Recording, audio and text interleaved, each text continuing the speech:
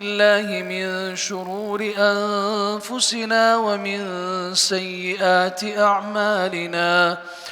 من يهده الله فلا مضل له ومن يضلله فلا هادي له. وأشهد أن لا إله إلا الله وحده لا شريك له. وأشهد أن سيدنا وحبيبنا ومولانا محمدًا عبده ورسوله صلى الله تعالى عليه وعلى آله وصحبه وبارك وسلم تسليمًا كثيرًا كثيرًا. أعوذ بالله من الشيطان الرجيم. بسم الله الرحمن الرحيم. إن الذين يتلون كتاب الله وأقاموا الصلاة وأنفقوا مما رزقناهم سرا وعلانية يرجون تجارة لن تبور.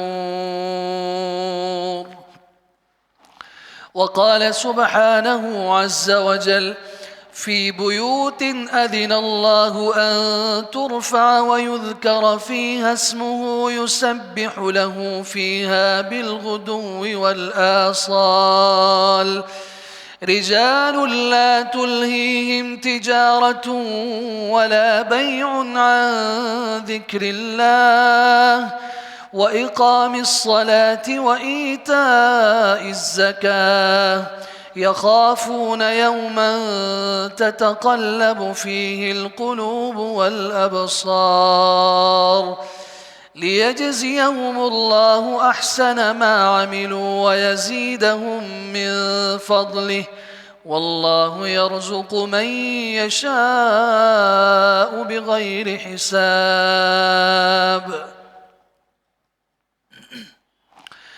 وعن أبي سعيد الخدري رضي الله تعالى عنه قال: قال رسول الله صلى الله تعالى عليه وسلم: التاجر الصدوق الأمين مع النبيين والصديقين والشهداء.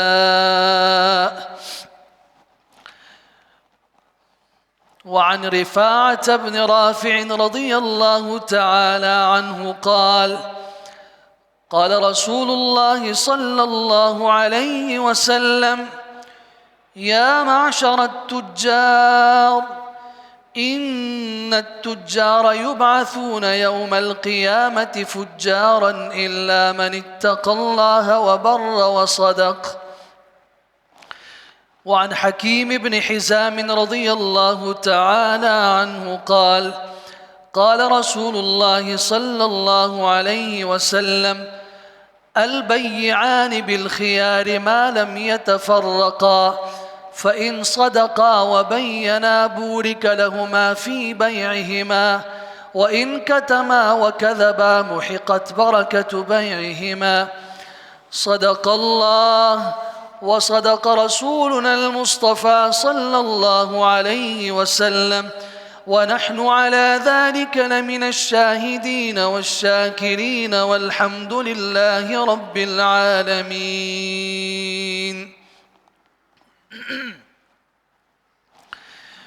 قابل صد احترام حضرات، گزشتہ جمعہ رسول اللہ صلی اللہ علیہ وسلم کے فقر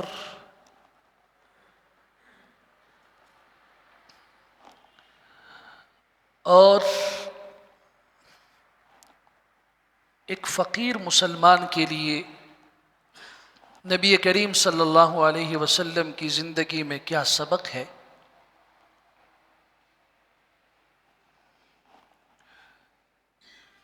اس موضوع پر گفتگو آپ حضرات کے سامنے عرض کی تھی۔ آج زندگی کا دوسرا پہلو کہ رسول اللہ صلی اللہ علیہ وسلم نے تجارت بھی کی، تجارت کو پسند بھی فرمایا، اور فرمایا کہ رزق کے 100 میں سے 90 حصے تجارت میں رکھے گئے ہیں۔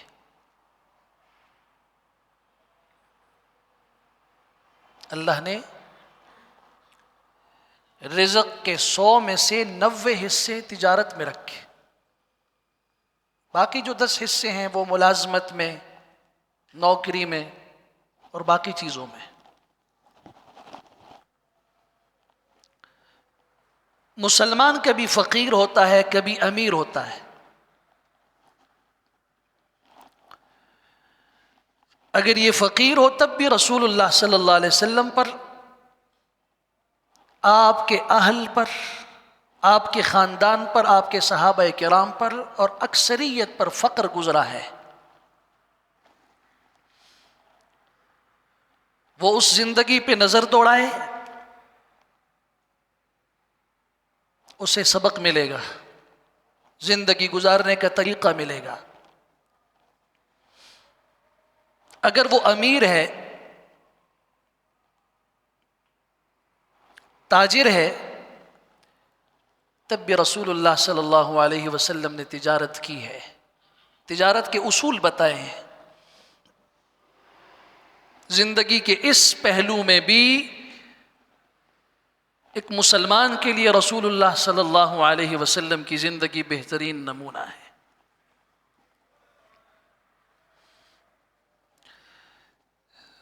تجارت کو پسند کیا، تاجر کو بھی پسند فرمایا،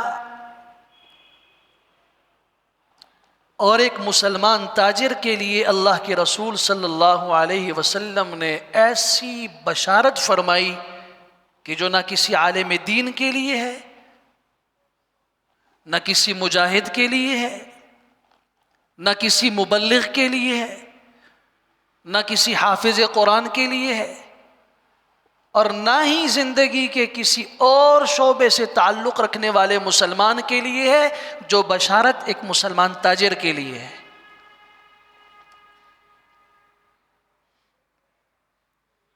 ابو سعید خدری رضی اللہ تعالی عنہ فرماتے ہیں کہ رسول اللہ صلی اللہ علیہ وسلم نے اعلان فرمایا، التاجر الصدوق الامین مع النبیین والصدیقین والشہداء۔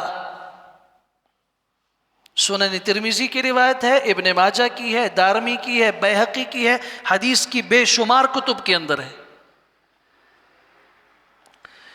آپ علیہ السلام نے فرمایا، جو تاجر سچا ہو، امانت دار ہو، کل قیامت کے دن یہ انبیاء کے ساتھ ہوگا، صدیقین کے ساتھ ہوگا، شہداء کے ساتھ ہوگا۔ بعض دفعہ مجھے کوئی تاجر اور کوئی ساتھی کہتا ہے کہ جی آپ خوش نصیب لوگ ہیں، دنیا بھی آپ کی اور آخرت بھی آپ کی۔ میں کہتا ہوں کیوں؟ وہ کہتا ہے اس لیے کہ آپ دن رات دین کی خدمت میں مشغول ہو، آپ کا تعلق مسجد کے ساتھ ہے، آپ کا تعلق محراب و منبر کے ساتھ ہے، آپ رسول اللہ کے علوم کے وارث ہیں، آپ رسول اللہ کے منبر پہ بیٹھ کے واعظ و نصیحت کرنے والے ہیں، آپ حضور اقدس صلی اللہ علیہ وسلم کے منبر اور محراب کے وارث ہیں۔ میں اس کو کہتا ہوں ہاں اللہ تعالیٰ قبول فرمائے، لیکن آپ جو تاجر ہو اور مسلمان ہو، اگر آپ کے اندر دو صفات ہیں تو اللہ کی قسم جو عزت اللہ نے آپ کو عطا فرمائی ہے پھر وہ مجھے نہیں دی۔ ہر ایک کا اپنا مرتبہ اور مقام ہے، لیکن یہ جو اعلان فرمایا ہے، وہ تاجر جو سچا ہو،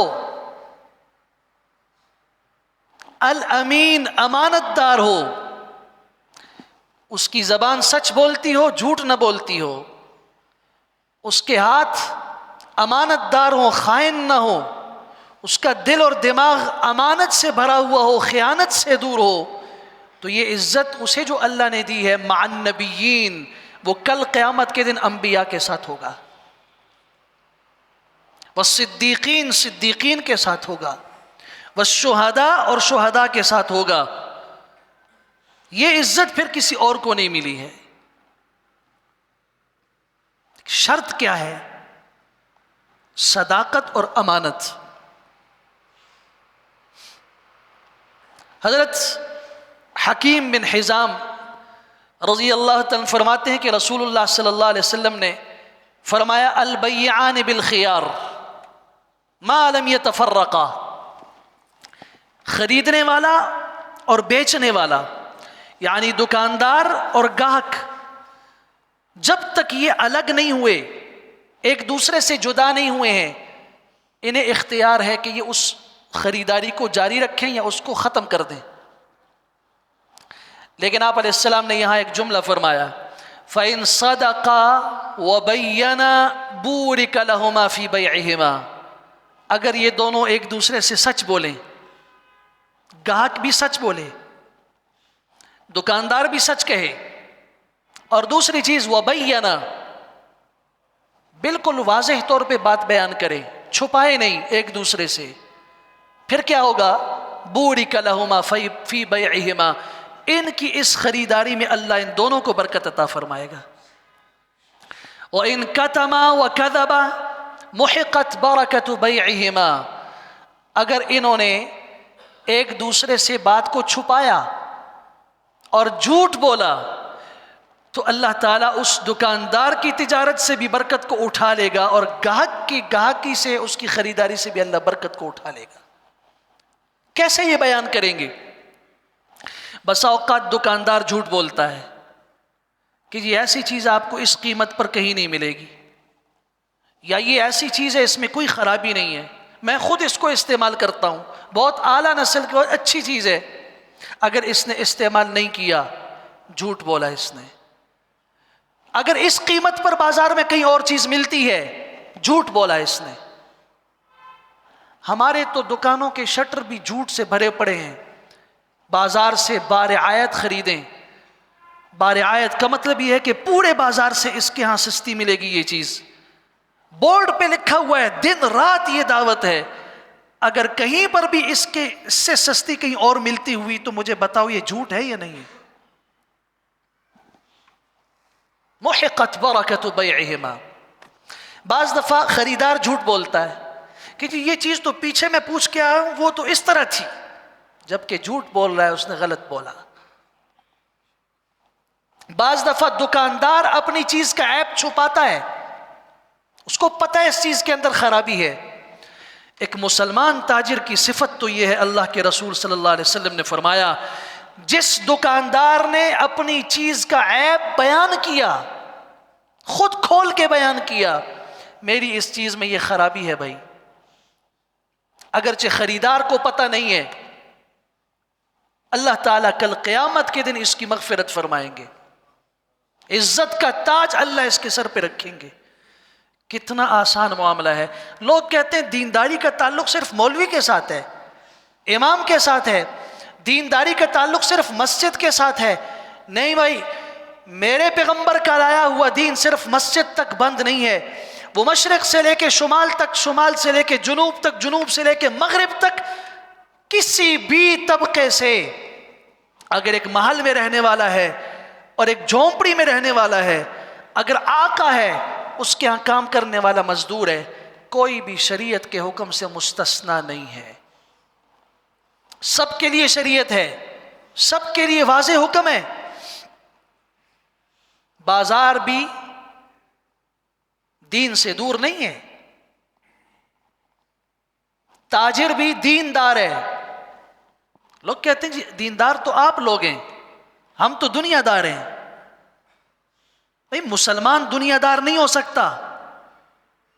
دنیا دار تو اس کو کہتے ہیں جس کو آخرت کی فکر ہی نہ ہو، جو صرف دنیا کو سب کچھ سمجھتا ہو. دنیا دار اس کو کہتے ہیں. تاجر دنیا دار نہیں ہے، ورنہ ابو بکر صدیق دنیا دار کہلائیں گے، حضرت عثمان دنیا دار کہلائیں گے، حضرت عبد الرحمن بن عوف دنیا دار کہلائیں گے، امام اعظم ابو حنیفہ دنیا دار کہلائیں گے؟ نہیں. ان الفاظ کو دل کی تختیوں پہ لکھو. کتنی عزت کی بات ہے کہ جب لوگ نیچے بیٹھے بات سن رہے ہیں اور ایک مہمان خصوصی سٹیج کے اوپر بیٹھا ہوا ہے، وہ مہمان خصوصی کسی کو کہتا ہے کہ تم فلاں شخص اٹھ کے میرے پاس آ جائے، اور اس کو لا کے وہ اپنے پاس سٹیج پہ بٹھائے، تو پورا مجمع کس رشک کے ساتھ اس کو دیکھے گا کہ یہ کتنا بڑا آدمی ہے جس کو مہمان خصوصی نے مجمع سے بلا کے اپنے پاس بٹھا دیا۔ تو کل میدان حشر کے اندر آدم علیہ السلام سے لے کے آخری آنے والے انسان تک، ان سب کے بیچ میں جب آواز ہوگی کہ وہ تاجر جو سچا تھا، امانت دار تھا، وہ کہاں ہے، وہ کھڑا ہو جائے، وہ انبیاء کی صف میں چلا جائے، انبیاء کے پاس چلا جائے، وہ صدیقین کے پاس چلا جائے، وہ شہداء کے پاس چلا جائے۔ بتاؤ یہ کم عزت ہے؟ سب کچھ دنیا نہیں ہے، اس دنیا سے آگے بھی کوئی جہان ہے۔ مسلمان کی سوچ، اس کی فکر، وہ صرف دنیا کے گرد نہیں گھومتی، وہ اس دنیا کے اندر اپنا جنت کے اندر محل بنا رہا ہوتا ہے، وہ تجارت کر رہا ہوتا ہے۔ لوگ سمجھتے ہیں کہ یہ بہت بڑا بزنس مین ہے، لوگ اسے دنیا کی نظر سے بزنس مین دیکھتے ہیں، لیکن اللہ اس کو اس دنیا کے اندر ہوتے ہوئے بھی اس کے اعمال کے نتیجے میں جنت کے اندر اس کے محل بنا رہے ہوتے ہیں۔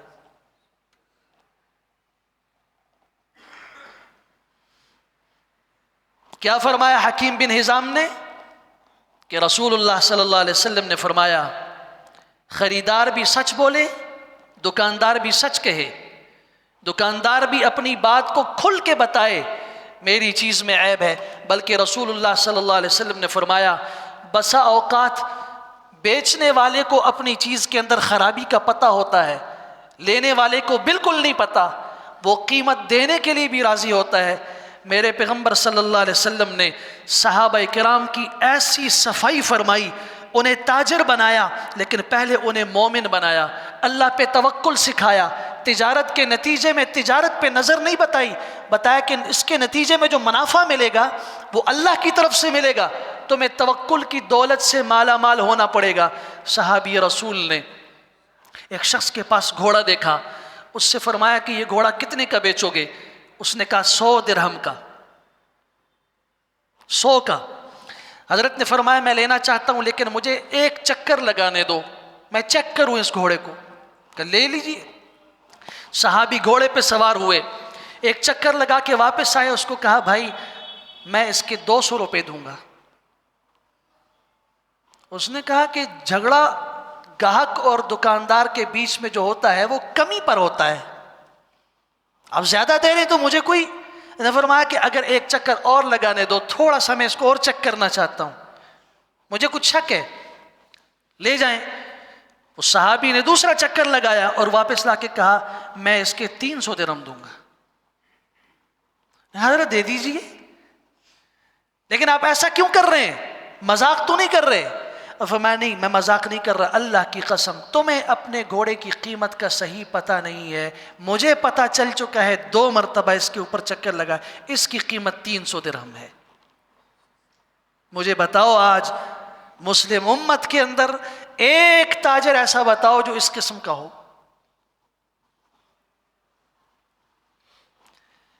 بیچنے والے کو بعض دفعہ اپنی چیز کا پتہ نہیں ہوتا، آپ کو تو پتہ ہے کہ یہ چیز اتنے کی ہے۔ مسلمان لینے والا اور مسلمان تاجر بیچنے والا دونوں کی صفت یہ ہے بیانہ، وہ بیان کریں کہ تمہاری چیز اتنے کی ہے، تمہیں پتہ نہیں ہے، مجھے پتہ ہے، میں جانتا ہوں۔ ہم تو خوش ہوتے ہیں کہ شکر ہے کہ بچے کو بٹھا کے چلا گیا ہے دکاندار اور بچے کو قیمت کا صحیح پتہ نہیں ہے، 10 روپے کے لیے ہم لوگ جھوٹ بولتے ہیں۔ نبی کریم صلی اللہ علیہ وسلم نے فرمایا 3 طبقے ایسے ہیں کہ کل قیامت کے دن لا یکلمہم اللہ، اللہ ان سے بات نہیں کریں گے، ولا ينظر الیہم، اللہ اپنی نظر رحمت ان پہ نہیں ڈالیں گے، ولا یزکیہم، اللہ گناہوں سے انہیں پاک نہیں کریں گے۔ کون سے لوگ؟ المنفق سلعتہ بالحلف الکاذب، وہ دکاندار اور تاجر جو جھوٹی قسم کھا کے اپنا سامان بیچتا ہے، جھوٹی قسم کھا کے اپنا سامان بیچتا ہے، کل قیامت کے دن اللہ نہ اسے دیکھیں گے، نظر رحمت اس پہ نہیں ڈالیں گے، گناہوں سے اس کو پاک نہیں کریں گے، اور اللہ تعالیٰ اس سے بات بھی نہیں فرمائیں گے۔ یا اللہ، نبی کریم صلی اللہ علیہ وسلم نے خود معاملات فرمائے۔ حضرت خدیجۃ الکبریٰ کے ساتھ جو آپ کی شادی ہوئی ہے وہ آپ کی دیانت اور صداقت کی بنیاد پہ ہوئی ہے۔ جو سچا تاجر ہوگا، جو امین تاجر ہوگا، امانت دار ہوگا، اللہ تعالیٰ اس کو بہترین گھر والی بھی عطا فرمائیں گے۔ نبی کریم صلی اللہ علیہ وسلم نے حضرت خدیجہ کے ساتھ صرف تجارت میں شرکت کی تھی، پہلے اجرت پر پھر شرکت پر، اتنا منافع ہوا۔ اپنے غلام سے پوچھا کہ یہ کیسے ہوا؟ انہوں نے کہا کہ جی آپ نے جس کے ساتھ کاروبار میں شراکت کی ہے، اللہ کی قسم میرے تجربے میں اتنا سچا اور امانت دار انسان کبھی نہیں گزرا۔ حضرت خدیجہ نے نکاح کا پیغام بھیجا، حضور نے قبول فرمایا صلی اللہ علیہ وسلم۔ کفار قریش نے آپ کو قتل کرنے کا منصوبہ بنایا، 100 آدمی آپ کے گھر کے پہرے پہ کھڑے ہیں، رات کو حملہ کر کے قتل کر دیں گے، اور آپ علیہ السلام کو پتہ ہے کہ میرے قتل کا فیصلہ ہو چکا ہے اور عرب کے تمام قبیلے میرے قتل میں شریک ہوں گے تاکہ میرے خاندان والے کسی سے بدلہ بھی نہ لے سکیں۔ سب جان چکے ہیں، آپ کو اطلاع دی جا چکی ہے۔ یہ رات آپ سمجھ لیجئے آپ کے گھر کے باہر اطراف میں 100 آدمی پہلوان اور طاقتور تیر و تلوار لے کے آپ کے قتل کے لیے کھڑے ہوں اور ان کی امانتیں آپ کے پاس رکھوائی گئی ہوں۔ ایمان سے بتاؤ آپ کیا کرو گے؟ جو آپ کی جان کے در پہ ہو آپ اس کو اس کی امانت دیں گے؟ لیکن میرے پیغمبر صلی اللہ علیہ وسلم نے حضرت علی رضی اللہ عنہ کو اپنے بستر پہ لٹایا، یہ فلاں کی امانت ہے، یہ فلاں کی امانت ہے، یہ فلاں کی امانت ہے۔ علی، میں اللہ کے حکم سے جا رہا ہوں، تم نے یہ امانتیں صبح ان کے اہل کو پہنچا دینی ہیں، اور جب ساری امانتیں ادا ہو جائیں اس کے بعد تم بھی مکہ کو چھوڑ کے مدینہ کی طرف آ جاؤ۔ یہ رات کانٹوں کے اوپر سونے والی رات تھی۔ غزوہ خیبر میں یہودیوں کا ایک چرواہا نبی کریم صلی اللہ علیہ وسلم کے پاس آتا ہے، اس کے پاس بکریاں ہیں، وہ کہتا ہے کہ آپ اللہ کے رسول ہیں؟ فرمایا ہاں، میں آپ کا کلمہ پڑھ کے مسلمان ہو جاؤں تو مجھے کیا ملے گا؟ آپ نے فرمایا کہ تم جب مسلمان ہو جاؤ گے تو تم ہمارے بھائی بن جاؤ گے، ہم تمہیں سینے کے ساتھ لگائیں گے، ہم تمہیں گلے کے ساتھ لگائیں گے۔ وہ کہنے لگا فرط جذبات میں، مجھے آپ بھائی بنائیں گے، مجھے آپ سینے کے ساتھ لگائیں گے؟ میرے جسم سے پیشاب کی بو آتی ہے، مینگنیوں کی بو آتی ہے۔ جو لوگ جانوروں میں زیادہ تر رہتے ہیں ان کے ہاتھ اور جسم سے گوبر کی بو آتی ہے، تو مجھ سے تو یہ پیشاب کی بو آتی ہے، مینگنیوں کی بو آتی ہے، اور میرے ساتھ تو کوئی ہاتھ نہیں ملاتا، آپ سینہ ملائیں گے؟ آپ نے فرمایا ہاں اللہ کی قسم، اور تیرے جسم سے جو بو آ رہی ہے پیشاب کی، اگر تو اس ایمان کی حالت میں مر گیا نا تو اللہ تعالیٰ سے میں تمہاری ضمانت لیتا ہوں، اللہ تعالیٰ تمہارے جسم کی اس مینگنیوں کی اور پیشاب کی بو کو جنت کی مشک اور عنبر سے تبدیل فرمائے گا۔ یہ کلمہ پڑھ کے مسلمان ہوا، نہ اس نے کوئی نماز پڑھی، نہ اس نے کوئی روزہ رکھا، نہ اس نے کوئی سجدہ کیا، اس نے کوئی عمل نہیں کیا، میدان جہاد میں شریک ہوا اور دشمن کی طرف سے ایک پتھر اور تیر اس کو پڑا، یہ گر گیا، خیبر کا علاقہ فتح ہوا۔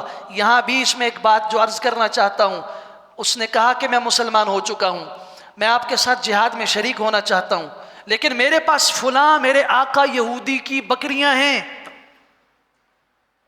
آپ علیہ السلام نے فرمایا ان کو واپس کر کے آؤ۔ وہ کہنے لگا وہ کافر ہے، وہ یہودی ہے، میں مسلمان ہو چکا ہوں، ہمارا کافروں کے ساتھ کیا؟ ابھی تو ہم ان کا قلع قمع کرنے نکلے ہیں، ہماری ان کے ساتھ لڑائی ہے۔ آپ علیہ السلام نے فرمایا نہیں، مجھے اللہ نے خیانت کرنے والا بنا کے نہیں بھیجا، لوگوں کی امانتیں صحیح سالم واپس کرنے والا بنا کے بھیجا ہے۔ بکریاں واپس کی گئیں، یہ شہید ہوا، اسے جاننے والا کوئی نہیں تھا، مسلمانوں نے اپنے زخمی اٹھا لیے، اپنے شہید اٹھا لیے، کافروں نے، یہودیوں نے اپنے، ایک لاش پڑی ہوئی ہے جسے اٹھانے والا کوئی نہیں۔ آپ علیہ السلام کو بتایا گیا ایک آدمی ہے، اسے یہودی بھی اٹھا کے لے کر نہیں گئے، لیکن ہم بھی اس کو نہیں جانتے۔ آپ علیہ السلام نے جا کے دیکھا، آپ نے فرمایا اللہ کی قسم یہ تو وہ خوش نصیب ہے جس آدمی نے اس روئے زمین پر کسی ایسے جنتی کو دیکھنا ہو جس نے نہ ایک نماز پڑھی ہو، نہ ایک سجدہ کیا ہو، نہ ایک روزہ رکھا ہو، وہ اس جنتی کو دیکھ لے۔ جب تدفین کا وقت آیا، قبر میں اتارا، تو ایک دم رسول اللہ صلی اللہ علیہ وسلم نے یوں چہرہ پیچھے کر دیا، ہاتھ یوں رکھا، پوچھا کہ آپ نے ایسا کیوں کیا؟ آپ نے فرمایا مجھے حیا آ گئی، اس قبر میں، اس کی اس جنت میں حور عین اس کے پاس آ چکی ہے، مجھے اس کو دیکھ کر حیا آ گئی، میں نے چہرہ پھیر دیا۔ امانت امانت ہے، تجارت دنیا داری نہیں ہے۔ میرے پیغمبر تاجر تھے، مزدور نہیں تھے۔ یہ بدبختی تو ہمارے اوپر انگریز نے مسلط کی۔ لارڈ میکالے نے جو 3 چیزیں اس بر صغیر پاک و ہند میں چھوڑی، ان میں ایک چیز یہ تھی کہ لوگوں کے دل کے اندر نوکری اور ان کے دل میں مزدوری کی محبت بٹھا دو۔ اسلام نے تجارت کو پسند کیا ہے۔ میں نے کہا حدیث کے اندر حضور صلی اللہ علیہ وسلم نے فرمایا رزق کے 90 حصے اللہ نے تجارت میں رکھے ہیں۔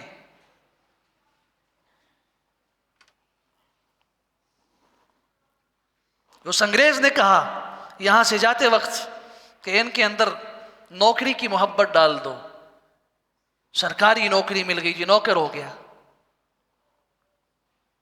میرا یہ موضوع نہیں کہ اس کے کتنے نقصانات ہیں اور تجارت میں اللہ نے کیا رکھا ہے۔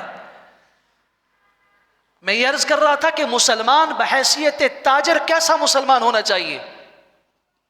الصدوق الامین، وہ محتکر نہ ہو، جمع کرنے والا، ذخیرہ اندوزی کرنے والا نہ ہو۔ آپ علیہ السلام نے فرمایا اللہ کی قسم وہ تاجر جو ذخیرہ اندوزی کرتا ہے الخاطئ، گناہگار ہے، وہ اس کی رات بھی گناہ میں گزر رہی ہے، اس کا دن بھی گناہ میں گزر رہا ہے، اسے اللہ پہ یقین نہیں ہے، اسے اللہ پہ بھروسہ نہیں ہے، کل کیسے گزرے گا؟ عبد الرحمن بن عوف رضی اللہ تعالیٰ عنہ ان صحابہ کرام میں سے تھے جو مکہ مکرمہ سے ہجرت کر کے مدینہ پہنچے، کچھ بھی نہیں تھا پاس، کچھ بھی۔ ان کی جس انصاری صحابی کے ساتھ رسول اللہ نے مواخات قائم فرمائی، اس انصاری صحابی نے کہا عبد الرحمن تم میرے بھائی ہو، میری 2 بیویاں ہیں، میں ایک بیوی کو چھوڑ دیتا ہوں، طلاق دے دیتا ہوں، جو تمہیں پسند ہو میں اس کو طلاق دے دیتا ہوں، تم اس کے ساتھ نکاح کر لینا۔ یہ میرے باغ ہیں، یہ میری کھیتیاں ہیں، یہ میرا کاروبار ہے، بیٹھو میں اس کو آدھا آدھا کرتا ہوں، جو تمہیں پسند ہو انگلی رکھو اس کے اوپر، میں تمہیں دیتا ہوں۔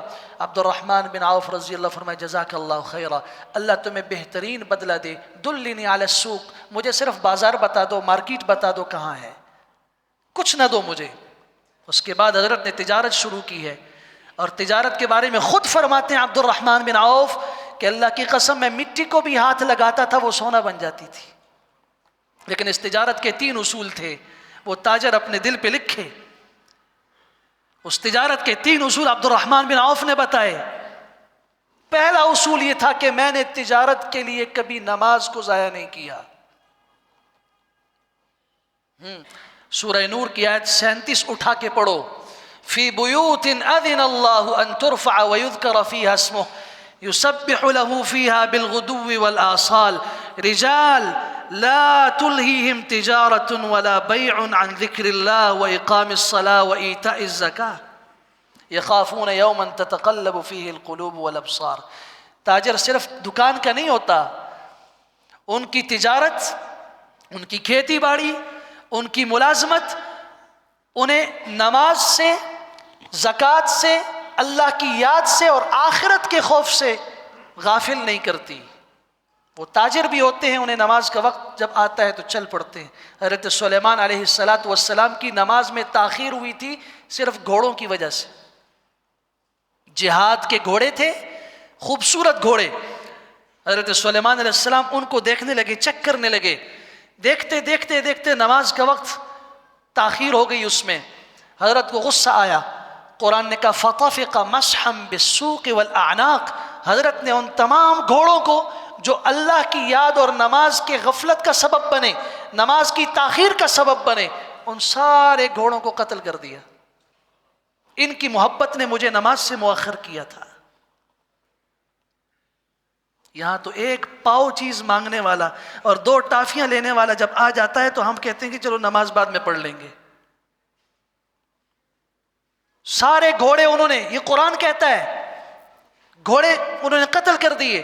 لیکن پھر اللہ بھی ایسی ذات ہے کہ جب اللہ کے لیے کوئی انسان قدم اٹھاتا ہے، اللہ نے کیا کیا کہ آپ کو سواری کے لیے گھوڑوں کی ضرورت تھی، آپ نے نماز کی وجہ سے گھوڑوں کو قتل کر دیا۔ فَسَخَّرْنَا لَهُ الرِّيحَ تَجْرِي بِأَمْرِهِ رُخَاءً حَيْثُ أَصَابَ، جائیے آپ کو گھوڑوں کی ضرورت نہیں، آپ کی سواری کے لیے ہم تخت دے دیتے ہیں اور ہوا کو آپ کا تابع کر دیتے ہیں، وہ ہوا آپ کے حکم سے غدوها شہر ورواحها شہر، صبح 1 مہینے کا ظہر تک وہ مسافت طے کرے گی، اور شام کو بھی، شام سے لے کر مغرب تک 1 مہینے کی مسافت ہوا آپ کے لیے تابع ہو کر آپ کے تخت کو لے جا کر آپ کی مسافت کو آسان کر دے گی۔ آپ کو گھوڑوں کی ضرورت ہی نہیں رہی، ہوا آپ کے تابع ہو گئی۔ یا اللہ، جب ایسا یقین ہو تو پھر فیصلے بھی اللہ کے ہاں سے ایسے ہوتے ہیں۔ پہلا اصول عبد الرحمن بن عوف رضی اللہ تعالیٰ نے فرمایا، کبھی تجارت کی وجہ سے میں نے اللہ کے حق نماز کو ضائع نہیں کیا۔ سورہ فاطر کو اٹھا کے پڑھو، ان الذين يتلون كتاب الله واقاموا الصلاه وانفقوا مما رزقناهم سرا وعلانيه يرجون تجاره لن تبور، ان کی تجارت ایسی ہوتی ہے کہ اس میں ہلاکت اور خسارہ نہیں ہوتا۔ جس تجارت میں آپ اپنی سیٹ کو چھوڑ کے اللہ کے دربار میں پہنچ جائیں تو اللہ کی ذات اتنی غیور ذات ہے، کیا وہ آپ کے منافع کو ختم کر دے گی؟ یہ بتاؤ کہ یہ نفع اور نقصان کس کے قبضے میں ہے؟ یہ آپ کے ہاتھ میں ہے، آپ کی دکان کے ہاتھ میں ہے، آپ کی تجارت میں ہے، آپ کے گاہک میں ہے؟ جب نہیں ہے تو پھر کیوں آپ اس پر یقین نہیں رکھتے ہو؟ پھر مجھے اس پر یقین کیوں نہیں ہے؟ دوسرا، حضرت عبد الرحمن بن عوف فرماتے ہیں کہ میری تجارت کا دوسرا اصول یہ تھا کہ میں نے کبھی بھی اپنا سامان بیچنے کے لیے، اپنی تجارت کو ترقی دینے کے لیے کبھی جھوٹ کا سہارا نہیں لیا، کبھی جھوٹ نہیں بولا، سچ۔ یہی وجہ تھا کہ روم سے، اٹلی جو آج ہے، روم سے لوگ تجارت کے لیے مجاز میں آتے تھے، عکاظ میں آتے تھے، مجنہ کے بازار میں آتے تھے۔ پوچھا گیا کیوں؟ کہ وہاں ایک ایسا تاجر ہے، اس جیسا تاجر دنیا میں ہمیں کہیں ملتا نہیں ہے۔ یہ تاجر کون تھا؟ یہ عبد الرحمن بن عوف تھے رضی اللہ تعالیٰ۔ اللہ اکبر۔ حضرت عثمان بن عفان نے بھی تجارت کی، لیکن اس تجارت میں کیا تھا؟ آج تک اس تجارت کا اثر موجود ہے۔ آج بھی وہ باغ مسجد نبوی سے شمال مغرب کی جانب آپ جائیں 5 کلومیٹر کے فاصلے پر حضرت عثمان بن عفان رضی اللہ عنہ کا وہ باغ آج بھی ہے۔ اس کے بیچ میں بیر روما، وہ کنواں جو 35,000 درہم کا خرید کے مسلمانوں کے لیے وقف کیا تھا، آج بھی موجود ہے۔ وہ باغ آج بھی بتا رہا ہے کہ جب آپ اللہ کے نام پہ کچھ کرتے ہو تو وہ ضائع نہیں ہوتا۔ آپ کی تجارت اپنے اللہ کے لیے ہو، آپ کی خریداری اپنے اللہ کے لیے ہو، خریداری میں جھوٹ نہ بولو، بیچتے وقت جھوٹ نہ بولو، خریدار امانت میں خیانت نہ کرے، بیچنے والا امانت میں خیانت نہ کرے، یہ سٹاک نہ کرے، ذخیرہ اندوزی نہ کرے، دھوکہ نہ دے۔ آپ علیہ السلام نے گندم کو ہاتھ لگایا، اوپر سے خشک، اندر مدینہ منورہ کے بازار میں اندر کی گیلی تھی، بخاری کے الفاظ ہیں، آپ نے فرمایا یہ کس نے کیا ایسا؟ یہ بارش ہو گئی تھی، آپ نے فرمایا بارش ہو گئی تو تم نے گیلی کو اوپر کیوں نہیں کیا؟ تم لوگوں کو دھوکہ دینا چاہتے ہو. اور آپ نے فرمایا من غشنا فلیس منا، جو مسلمانوں کو دھوکہ دے وہ ہم میں سے نہیں ہے. اس لیے میں بعض دفعہ کہا کرتا ہوں کہ اسلام جو ہے وہ ہم کتابوں میں پڑھتے ہیں، آج ہمیں نظر نہیں آتا. اس کے اصول کتابوں میں موجود ہیں، عملی طور پر موجود نظر نہیں آتے. اللہ اکبر کبیرہ. عبد الرحمن بن عوف کہتے ہیں 3 دن سے زیادہ میرے پاس کوئی چیز نہیں رہی. جانوروں کی تجارت کرتے تھے 3 دن سے زیادہ. ایک دفعہ 1000 اونٹ خریدے اور 3 دن گزر گئے، کوئی گاہک نہیں آیا. تھوڑا سا پریشان ہوا. اتنے میں ایک شخص آیا، اس نے کہا کہ میں اتنی قیمت دیتا ہوں جتنے کہ آپ نے لیے ہیں. ہمارا دکاندار بھی کہتا ہے میں نے اتنے کے لیے ہیں. حالانکہ شریعت اسلامیہ کا ضابطہ یہ ہے کہ اگر آپ نے ایک چیز 100 روپے کی لی، اس پہ بعد میں کرایہ آیا، مزدور کا خرچ آیا، 105 میں آپ کو پڑی، اگر آپ نے بیچتے وقت یہ کہہ دیا کہ میں نے 105 میں لی ہے، آپ نے جھوٹ بولا. آپ کہیں گے مجھے 105 میں پڑی ہے. مسلمان تاجر ایسا ہوتا ہے. اس نے کہا جتنے کی آپ نے لی؟ فرمایا ہاں. اصل قیمت بتائی 1000. اس نے کہا کہ میں یہ سارے اونٹ لیتا ہوں، بیچتی اسی قیمت پر، لیکن میں نے کہا ایک چیز ہے، ان کے ساتھ جو رسی ہے وہ میں نہیں دیتا. اس نے کہا 1 درہم کی رسی بھی دے دو. کیا کرو گے اس کے ساتھ؟ چنانچہ 1000 رسیاں 1000 درہم میں اللہ نے یوں 1000 درہم اسی وقت منافع دے دیا. تو اللہ دینے پہ آئے کوئی روک سکتا ہے؟ اور نہ دینے پہ آئے تو کوئی دے سکتا ہے؟ اللہ. عباسی دور کے اندر یہود کا مجمع بیٹھا کہ آج دنیا میں اسلام پھیل رہا ہے، اس کی وجہ کیا ہے؟ ایک شخص نے کہا کہ میں ذمہ داری لیتا ہوں، وجہ تلاش کرتا ہوں. اس نے انتخاب کیا 3 شہروں کا، مکہ مکرمہ، مدینہ منورہ، اور تیسرا پایہ تخت جو دارالحکومت تھا بغداد. میں نے کہا 3 شہروں میں جا کے مسلمانوں کو دیکھتا ہوں، پتہ چل جائے گا. سب سے پہلے وہ بغداد میں آیا. رات اس نے سرائے میں گزاری، کھانا کھایا، رات گزاری. صبح نکلنے لگا، بل ادا کرنے لگا مالک کو. اس نے کہا آپ مہمان ہیں، آپ کا بل کوئی شخص ادا کر کے جا چکا ہے، اور اس شہر میں آپ باہر سے تشریف لائیں، جب تک آپ ہیں آپ یہاں رہیں، آپ کا کھانا بھی مفت اور آپ کی رہائش بھی مفت. لیکن یہ کس نے کیا؟ انہوں نے کہا اس کو چھوڑیں آپ. وہ کہنے لگا کہ میں مسلمانوں کو جانچنے کے لیے نکلا ہوں، مجھے بتاؤ تاکہ مجھے پتہ چلے، آسانی ہو. اس نے کہا خلیفہ وقت جو بادشاہ ہے اس کی طرف سے تمام سرایوں میں اعلان ہے کہ باہر سے آنے والا یہاں کا مہمان ہوگا، اس کا خرچ، اس کا کھانا، اس کی رہائش ہمارے ذمہ ہوگی. اور رات کو فلاں وقت میں جو آیا تھا وہ خلیفہ تھا. دل پہ چوٹ لگی، سمجھ میں آ گئی کہ مسلمان کیوں پھیل رہے ہیں، اسلام کیوں پھیل رہا ہے جہاں خلیفہ کی طرف سے آنے والے لوگ مہمان ہوں. پھر ایک دکان میں خریداری کے لیے گیا، فلاں چیز ہے کتنے کی؟ 1 درہم کی. اس نے کہا 2. انہوں نے کہا کہ وہ سامنے والا دکاندار ہے، یہ درہم اس کو دے دو، اس سے وہ چیز لے لو. انہوں نے کہا بھائی آپ کے پاس ہے، آپ نے بتایا. انہوں نے کہا میرے پاس ہے لیکن میں آپ کو کہتا ہوں وہاں سے لے لو. اس نے جا کے وہ چیز لی، واپس آیا، کہنے لگا آپ نے کیوں نہیں دی؟ اس نے کہا میرے بچوں کے لیے بقدر کفایت جو روزگار تھا وہ میں کما چکا ہوں، لیکن صبح سے میرے پاس گاہک آ رہے ہیں، اس دکاندار کے پاس کوئی نہیں آیا. اس کے بھی بچے ہیں، اس کے بھی گھر والے ہیں. تو میں نے سوچا اب میں دکان اس لیے کھولتا ہوں کہ اگر اللہ نے میرے مقدر میں رزق لکھا ہے، میرے پاس گاہک آ رہا ہے، میں نے کہا جا کے اس بھائی کو دے کے آ جاؤں. اب اس نے کہا کوئی ضرورت نہیں ہے مجھے مکہ یا مدینہ کی جانے کی. جب یہاں کے لوگوں کا یہ حال ہے تو وہاں تو مرکز اسلام ہے، وہاں کا تو کوئی حال اس سے بھی اوپر ہوگا. اس نے جا کے جو رپورٹ دی، اس نے کہا مت تلاش کرو کسی وجہ کو، نہ لڑو. اللہ کی قسم مسلمان اسلامی تجارت کے اصول کی بنیاد پہ تجارت کر رہا ہے، جس کی وجہ سے پوری دنیا میں اسلام پھیل رہا ہے. اللہ کریم ہمارے تاجر کو یہ جذبہ عطا فرمائے کہ یہ اسلام کا داعی بن کے تجارت کرے. اس کے ذہن میں صرف پیسہ نہ ہو، اس کے ذہن میں آخرت کی تیاری بھی ہو. وآخر دعوانا الحمدللہ رب